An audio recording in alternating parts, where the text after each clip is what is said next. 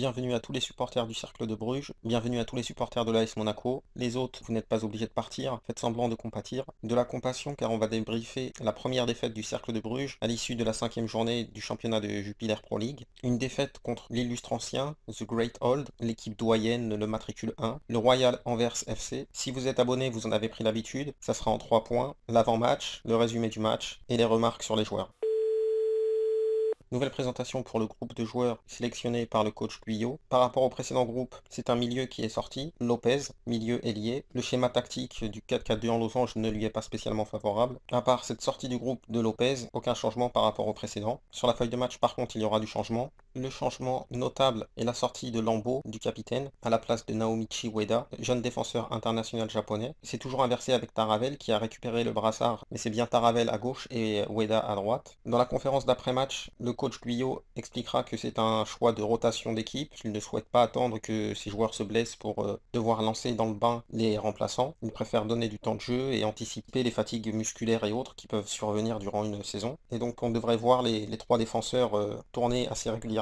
Sur les côtés, pas de changement. Dans la base du losange non plus. C'est au milieu, la pointe haute du losange, où Bon Giovanni sort et Mercier refait son entrée dans le groupe. En attaque, pas de changement non plus. Par rapport à la sélection, c'est Vitinho, l'arrière droit, ou le milieu défensif droit qui sort et qui assistera au match depuis les tribunes. Le match commence donc dans une belle ambiance. Les supporters du Cercle ne sont pas en reste. Vous pouvez cliquer en haut à droite sur la chaîne YouTube d'un fidèle supporter du Cercle qui filme assez régulièrement depuis les tribunes. Ça vous donnera une petite idée de l'ambiance. Intensité dans les tribunes et intensité sur le terrain de la part des deux équipes durant les 10 premières minutes. Bien que le Cercle soit bien rentré dans son match, au niveau de l'intensité et de l'envie, Paul Nardi est quand même mis à contribution durant ces 10 premières minutes, avec 2 belles interventions. Arrive la 15e minute, un carton rouge pour la recrue mexicaine d'Anvers. Ils ont glissé vers un ballon qui traînait au milieu du terrain, sauf que Koné était bien sur le ballon, Govoa était en retard et du coup il l'a taclé au niveau du torse. Geste pas maîtrisé, carton rouge logique. Il risque 3 journées de suspension, mais surtout, il laisse son équipe à 10 contre le Cercle de Bruges. Et c'est la physionomie du match qui va changer. Pour la première fois, le Cercle va être en position de dominant et devra pratiquer un football de possession. Ce carton rouge a, semble-t-il, inhibé un petit peu les joueurs du Cercle qui ont perdu de leur intensité, de leur envie dans les duels. Et 10 minutes plus tard, c'est Loussamba qui perd un duel mais qui reste au contact et qui balance nonchalamment un joueur qui débordait sur la ligne de corner mais dans la surface. Donc penalty, comme Souba en Coupe du Monde ou Benaglio le lendemain, Paul Nardi va arrêter ce penalty. Donc il semblerait qu'on ait des spécialistes au niveau du poste de gardien sur les pénaltys à Monaco. Le Cercle va posséder le ballon mais ne va pas réussir à en faire grand-chose et à réellement l'exploiter. Il y aura quand même 2 belles opportunités. Quant à Anvers, il procède par contre, il procède avec beaucoup d'intensité, beaucoup de physique. Quelques cartons jaunes avec un magnifique geste où un joueur d'Anvers se tacle et fauche 2 joueurs du Cercle. Extraordinaire. Un petit carton jaune car ils sont déjà à 10 et Anvers, à l'expérience, joue un petit peu le pourrissement suite à ce carton rouge, soit pour mettre la pression sur l'arbitre, soit pour déstabiliser l'adversaire, ce qu'ils vont plus ou moins réussir dans les deux sens. À l'issue de cette première mi-temps, le Cercle a eu le ballon, n'a pas réussi à vraiment exploiter ses occasions. Quant à Anvers, ils sont toujours en vie à 10 contre 11 et ont montré justement beaucoup d'envie. La deuxième mi-temps commence. Première action pour le Cercle, pas vraiment dangereuse, le gardien capte le ballon, le relance assez rapidement sur la gauche, remontée du terrain, centre au deuxième poteau, et là c'est Omar, plutôt que de la sortir en corner, il fait une tête piquée dans l'axe. L'attaquant réussit à l'amortir, Omar a réussi quand même à reprendre le dessus sur l'attaquant, il lui est passé devant, mais il rate en plus, après son dégagement, 2 erreurs de suite, Anvers n'en demandait pas plus, et en profite pour mettre le ballon au faux défilé. 1-0 pour Anvers, dès la reprise. Un coup de gourdin sur la tête des joueurs du Cercle. Durant cette deuxième mi-temps, on va ressentir cette fébrilité mentale, il y aura de l'envie, mais assez brouillon, surtout des tentatives individuelles. Le Cercle n'avait pas l'habitude d'avoir la possession et n'avait pas l'habitude d'avoir un bus en face, car clairement à 10 contre 11, ça va être la stratégie d'Anvers. Densifier l'axe autour de la surface, réduire les espaces. Il y a eu quelques combinaisons intéressantes, mais sans réelle réussite et sans vraiment inquiéter le gardien. C'est donc une première défaite pour le Cercle, avec un tableau de statistiques qui donne la possession, avec un nombre de tirs, un nombre de passes supérieur, mais sans réellement être dangereux, sans réellement inquiéter le gardien, sans réellement mettre hors de portée la défense. Donc au-delà de la défaite, c'est aussi une bonne expérience que de voir dès à présent les limites. Et une des limites, c'est le jeu de possession, la tactique, les automatismes à mettre en place. face à une densité autour de la surface.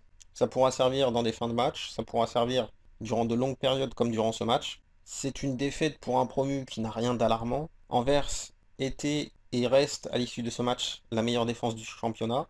Donc voilà pour cette 5e journée. On va passer aux joueurs. Comme toujours, on commence par le gardien, le numéro 1, Nardi, excellentissime. Une première mi-temps de gardien d'équipe promue, une deuxième mi-temps de gardien de possession. Il a montré toutes ses qualités, des arrêts et de l'autorité en première mi-temps, une bonne concentration en deuxième. Homme du match pour 2 médias belges, mais il n'y a pas que cet arrêt. Les sorties dans les pieds des attaquants, les sorties aériennes, les arrêts sur sa ligne, les arrêts sur les tirs de loin, un Nardi en taille patron. J'avais dit dans la première journée que Tormin pourrait avoir sa place l'année prochaine dans la rotation de l'ASM. Je pense que Nardi, quand Souba va quitter Monaco, je pense qu'il aura sa chance. Est-ce qu'il va attendre ou est-ce que s'il y a un bon club d'un bon niveau qui fait appel à lui, il ira? Le poste de gardien, c'est toujours particulier. Il a déjà eu l'expérience à Rennes de la particularité de ce poste. Donc il est bien à Bruges, il progresse et il fait voir qu'il a un très bon niveau. Au niveau des défenseurs, Taravel était pour moi le MVP. En l'absence de Lambeau, c'est lui qui a hérité du brassard de capitaine et il a vraiment fait ce travail supplémentaire de capitaine. Son boulot défensif, il l'a fait comme toujours. Lors de la précédente journée, il était lui aussi dans le 11 type de 2 médias belges. Cette semaine, il n'y est pas, mais le boulot défensif, il l'a fait en première mi-temps. Il a répondu aux défis physiques et mentaux de Anvers en première mi-temps. Il a transmis la volonté offensive en deuxième, donc un vrai capitaine. Raison pour laquelle j'en ai fait mon MVP. Ueda très propre, dans les duels aériens, dans son positionnement, aussi bien le positionnement corporel,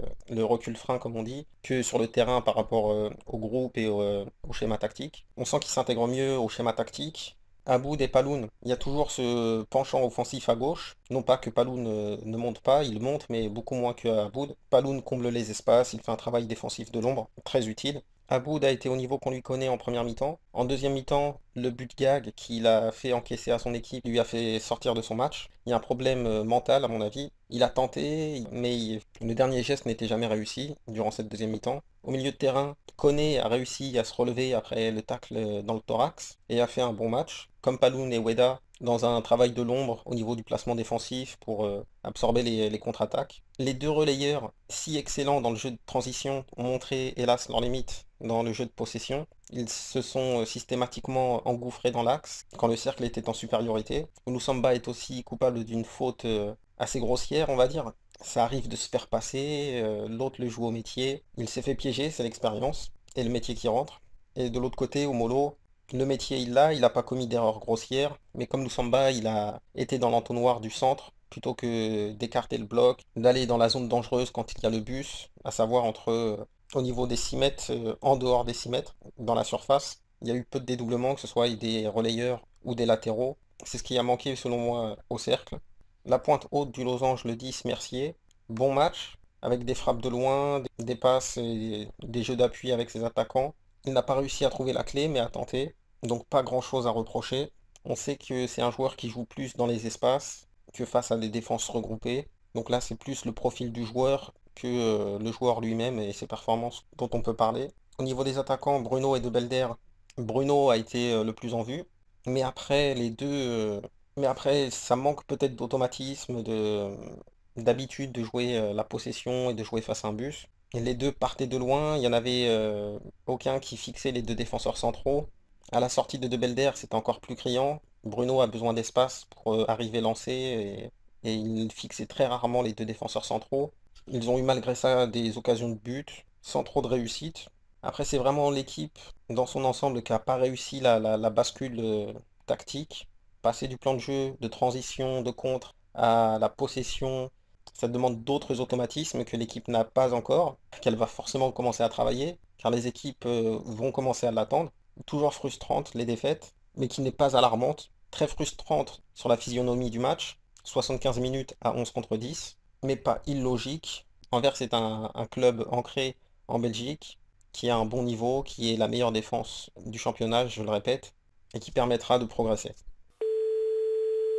Le premier remplacement a été celui de Belder, l'attaquant, par Bongiovanni, lui aussi attaquant, mais qui est entré en jeu en tant que deuxième numéro 10, où on l'a vu, à orienter, à tenter les déséquilibres et autres. Un péché mignon, un péché de jeunesse, il me semble très égoïste. En tant que numéro 10, faut savoir être généreux. Il donne la balle souvent pour s'appuyer et non donner la balle pour lancer une attaque, un jeu en triangle ou autre. Donc une bonne entrée dans un premier temps. Dans un deuxième temps, il s'est vraiment positionné en tant que deuxième attaquant, plus haut, plus proche des défenseurs, et là on l'a beaucoup moins vu. Quand je disais que c'était un numéro 10 de possession, c'est qu'il demande la balle dans les pieds et qu'il la donne aussi dans les pieds. Difficile pour Mercier de le trouver. Mercier qui est plus un joueur qui joue dans les espaces et dans la profondeur. Quand son attaquant demande systématiquement la balle dans les pieds, c'est pas son habitude, c'est pas les bons automatismes. Donc on a beaucoup moins vu Bon Giovanni quand il s'est placé en attaquant. La deuxième entrée, Augas, à la place de Omolo. Là encore, Augas s'est positionné quasiment en numéro 10, à côté de Mercier, et donc Bon Giovanni est monté en tant que deuxième numéro 9. Donc ça se concentrait dans l'axe. Beaucoup de monde devant le bloc, mais très peu de personnes qui tentaient de déborder. Donc une entrée pas mauvaise sur le plan individuel et plutôt neutre sur le plan collectif. Le dernier changement, c'est Aboud à la place de Étienne. Donc Aboud, qui soit était blessé, soit marché à côté de ses pompes, a été remplacé par Étienne, qui a fait une bonne entrée. Lors du précédent match, j'ai pas eu l'occasion de le voir offensivement. Là, avec un bloc bas, ça a été l'occasion de voir qu'il pouvait déborder son vis-à-vis, qu'il levait la tête pour choisir la passe en retrait, fort sur les 6 mètres ou long au deuxième poteau. Donc une bonne entrée de Étienne, qui a fait voir cette palette que je n'avais pas encore vue au niveau offensif. Au niveau défensif, il avait du jus, il venait de rentrer, donc il faisait les courses pour se replacer, pour redescendre. Mais il faut dire aussi qu'il était bien aidé par Taravel, qui, comme je vous disais, a montré l'exemple offensif et dans la volonté d'au moins ramener un point. Donc il combinait avec Taravel pour se lancer. Donc le jeu du cercle penche réellement à gauche, avec ou sans changement. Vitinho n'était pas sur la feuille de match. Peut-être que son entrée au milieu ou même à la place de Paloun, même si c'est difficile de changer Paloun compte tenu de son travail de l'ombre, peut-être que l'entrée de Vitinho aurait permis d'écarter un petit peu plus. On va pas refaire le match, j'en ai pas l'habitude. C'est juste un petit regret sur cette physionomie du match, cette bascule tactique qui n'a pas été faite. Une première défaite qui n'a rien d'alarmante. S'il y avait le feu à la maison à chaque fois qu'il y avait une défaite, le cercle serait le Paris Saint-Germain ou Manchester City. Ça va permettre au coach Guyot d'avoir des éléments, d'avoir des vidéos pour montrer les progressions et les schémas tactiques, les automatismes à travailler à l'entraînement. Car avec la position au classement que le cercle occupe, dans cette première partie de tableau, si le cercle veut occuper cette première partie de tableau, va falloir qu'elle sache faire aussi bien de la transition que de la possession. Je vous ai parlé de Vitinho qui aurait pu apporter un plus. Il y a d'autres joueurs évidemment aussi. Tormin, Lopez pour un travail sur les côtés et de la percussion. Alioui, Cardona pour un travail de numéro 9. Bon Giovanni en vrai numéro 10, bis. Il y a de la réserve humaine, des automatismes et du travail tactique à faire parce que si le cercle a des ambitions autres que le simple maintien et les 26-30 points, il va falloir passer ce cap du jeu de possession. N'hésitez pas à vous abonner, liker, partager. N'hésitez pas non plus à critiquer, donner votre avis, vos opinions. Les débats d'idées sont toujours enrichissants. Bonne continuation à tous. Levez cercle et Dagem Onegu.